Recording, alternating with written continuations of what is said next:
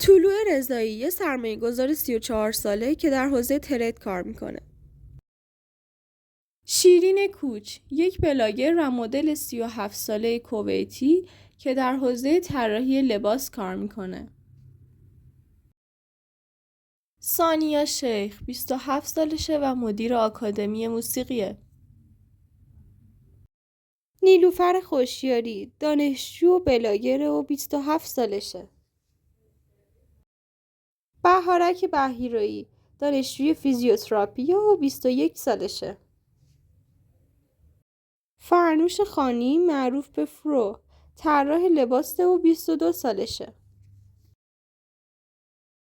مارال کمایی، مربی فیتنس و 31 سالشه.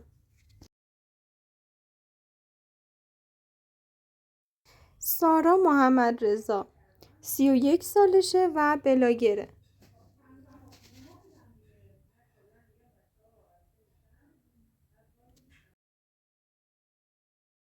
روژبین پژمان، یک معلم 24 ساله است که در حوزه مدلینگ فعالیت میکنه.